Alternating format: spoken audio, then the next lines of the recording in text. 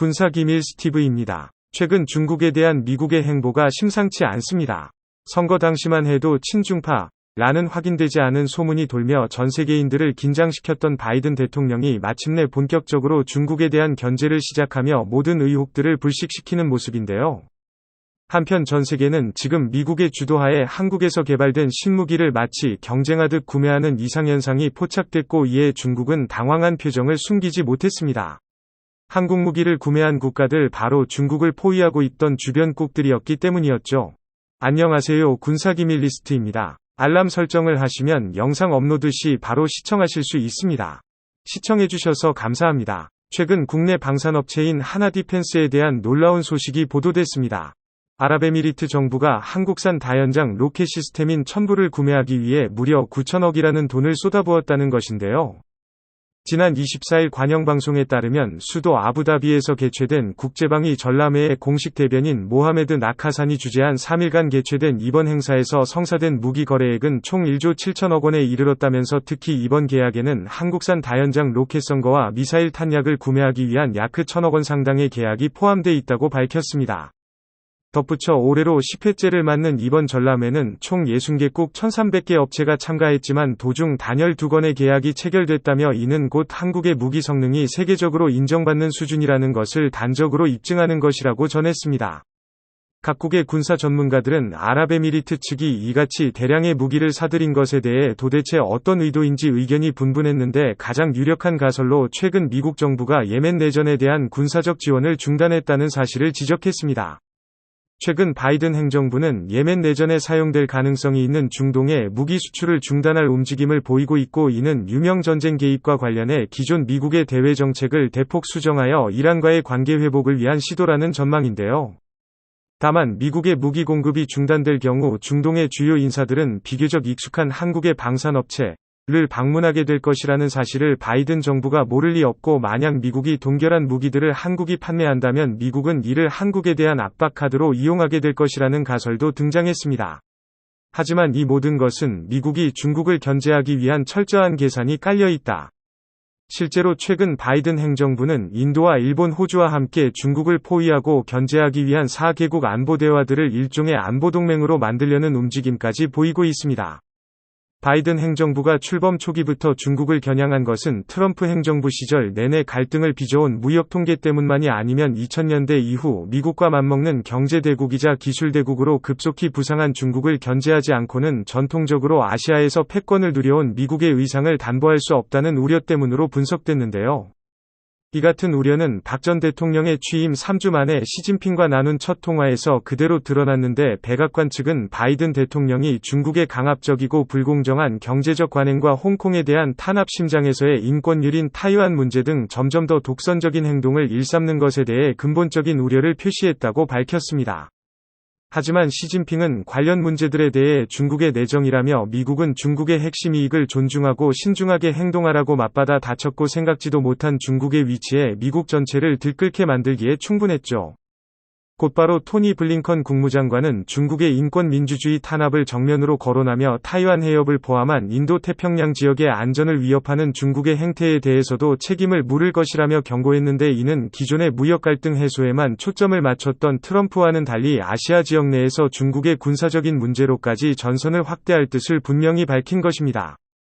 한편 미국은 중국 못지않게 눈엣 가시 같은 북한의 존재와 더불어 한반도에 대한 군사적 방어선 구축에 대해 전면 재검토 작업에 착수했는데, 한 가지 놀라웠던 점은 최근 10년간 한국의 무기 기술력이 비약적으로 발전했다는 건 여전히 태국 능력을 취약하지만 육군 전력에서만큼은 중국과 북한에 전혀 뒤처지지 않는다는 점을 볼 때, 만약 전쟁이 일어나거나 혹은 이 같은 불상사를 막기 위해서라도 한국의 역할이 그 어느 때보다 비칠 것이라는 의견을 보이기도 했습니다. 그들은 한국전력 중에서도 특히 첩보에 대해 가장 높은 평가를 내렸는데, 이에 2020년 미국은 한국의 방위비 관련 협상으로 유도 현장 공개 판매를 추진하려 하지만 동일한 포지션에 있는 첩보의 성능에 감탄하며 실전 배치를 전면 백지화하기도 했습니다. 당시 미 육군사령부가 분석한 중국 대 한국 육군과의 전면전에서 승패를 가를 결정적인 요소가 있다면 바로 포병 전력이었는데, 이는 한국군과 중국군이 세계를 서방권과 반서방권으로 일본이에 해당하는 전력을 보유하고 있었기 때문인데요. 특히 다연장 로켓천과의 실전 배치가 시작된 2010년대 중반부터는 오히려 한국 포병의 화력이 더 우세하다며 손을 들어줬습니다.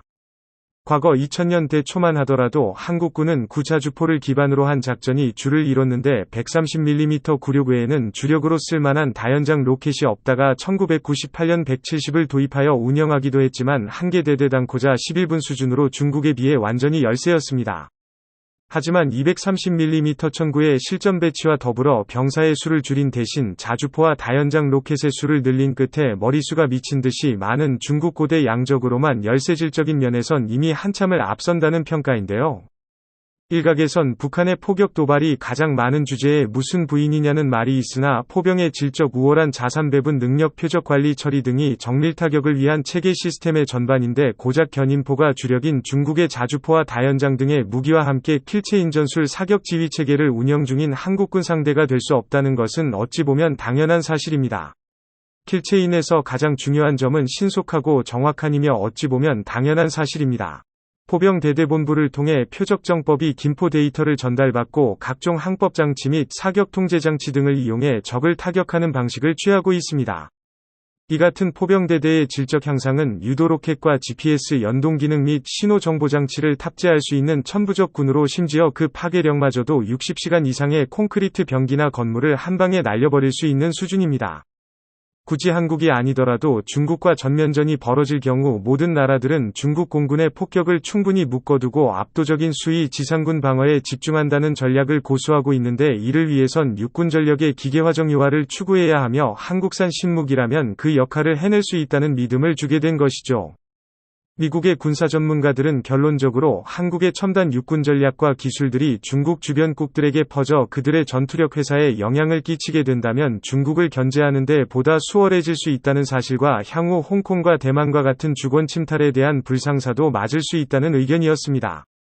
실제로 얼마 전 중국과의 갈등으로 우려를 쓰던 호주는 하나디펜스로부터 약 2조 원가량의 K- 자주포를 구입해 이를 중심으로 육군 현대화 프로젝트를 시행한 데 이어 인도와 중동을 비롯한 중국 주변국들이 대량의 한국산 무기를 사들인 것은 미국이 장기 프로젝트로 가져가려는 중국 고립작전과 전혀 무관하지 않다는 설이 바로 여기에 기인한 것입니다. 이미 중동은 첨부를 수입하기에 한참 전에 한국에서 개발된 지대공 미사일인 연구비를 수입한 전력이 있습니다. 당시에도 아랍에미리트는 예멘 내전에 참가해 후티 반군이 사용하는 탄도탄 공격에 크게 고전하고 있었고 패트리엇을 보거나 신형 요격 체계로 거기에 큰 관심을 표명했던 곳인데요. 동급의 미사일 중에서도 유독 뛰어난 성능에 비해 가격이 절반에 지나지 않은 정부군은 심지어 야전전개 능력에서도 탁월함을 인정받아 사우디와 아랍에미리트 양국으로부터 좋은 평가를 받기도 했습니다. 아직까지 그런 일이 일어날 가능성은 비교적 낮다고는 하나 만약 중국이 전쟁터로 변하게 될 경우 부득이하게 전쟁에 휘말리거나 혹은 혼란한 틈을 타 또 다른 내전이 발생할 수 있기 때문에 이를 대비해 군사력 강화를 피하고 있는 것이 아니냐는 설도 있습니다. 최근 미국 국무부는 대중국 견제협의체인 쿼드에 한국이 참여할 것인지에 대한 공식적인 문의를 해왔습니다. 네드 프라이스 국무부 대변인은 이날 언론과의 브리핑에서 관련 질문을 별다른 예측이나 발표할 것이 없다며 선을 그은 뒤 한국은 상호방위 조약을 맺은 중요하고 필수적인 동맹이라고 말했습니다. 다만 한국 정부는 피스플러스는 아직 구체화되지 않은 구상이기 때문에 현 단계에서 정부 차원의 입장을 밝히는 것은 시기상조라고 말했고 다만 프라이스 대변인이 거론한 원칙있고 분명한 접근법 동맹으로서의 조율에 관해선 긍정적인 입장을 보이기도 했죠. 코로나 사태 이후 국제 왕따를 자처하고 있는 중국과 이에 전 세계가 맞서려 하는 가운데 과연 한국은 얼마나 굉장한 활약을 보일지 벌써부터 기대가 되는 것 같습니다. 본 영상은 유튜브 채널 군사기밀 뉴스 TV에서 제작하였으며 부업이셨다면 좋아요와 구독하기를 눌러주세요. 시청해주셔서 감사합니다. 알람 설정을 하시면 영상 업로드 시 바로 시청하실 수 있습니다.